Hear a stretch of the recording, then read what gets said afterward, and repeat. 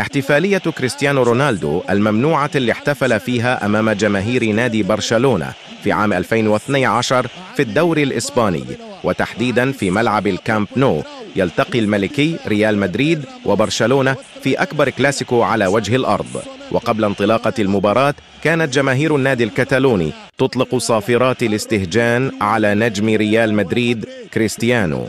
وبعد انطلاقة المباراة يسجل اللاعب سامي خضير هدف التقدم للنادي الملكي. ترجع القائم الثاني، ترجع بنزيما خطيرة، وكرة الهدف الأول للريال. المريكي يفتح بوابة التسجيل، المدريد يسجل هدف يغير به الواقع ويكتب به جديد الوقائع.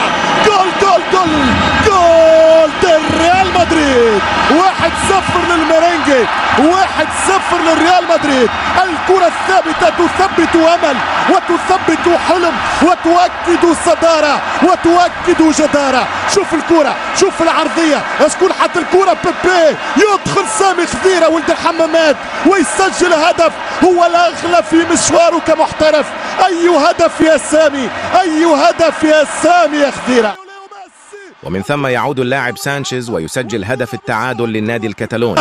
فرصة كبيرة مرة ثانية والتعادل، كرة في التعادل يباتد البرشلونة. أمان ربي أمان، تشتعل القمة من جديد.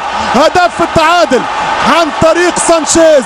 أليكسيس يا ولد يا ولد يا ولد يا ولد يا ولد على التغيير، يا ولد على التغيير. يقول هو عدالة السماء، وبيبي يقول معاندة الكلاسيكو، والراموس يقول أخشى من القادم والمستقبل. والريال يعادله برشلونة بعد تغيير انتحاري من الميستر بيب جوارديولا. ميسي أول مرة يفلت، ميسي أول مرة يصنع الفارق. هنا الحكم يعطي ادفانتج، تيو يضيع التعادل، كرة تتسدد، الدفاع يرتبك، وسانشيز المقاتل في الجول.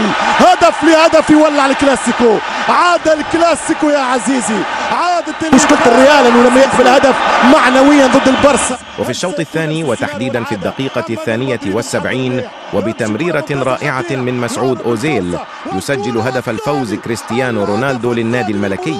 فتوجه رونالدو نحو جماهير نادي برشلونة وقام بالاحتفال بطريقة كالمة، وهذه الاحتفالية أغضبت جماهير نادي برشلونة إلى حد الجنون، فقامت برفع شكوى إلى الاتحاد الإسباني لكرة القدم، والذي بدوره رأى أن احتفالية كريستيانو رونالدو منافية لأخلاق كرة القدم، لذلك وضع قانون جديدا في لوائح الليغا والتي تمنع أي لاعب من الاحتفال بهذه الطريقة.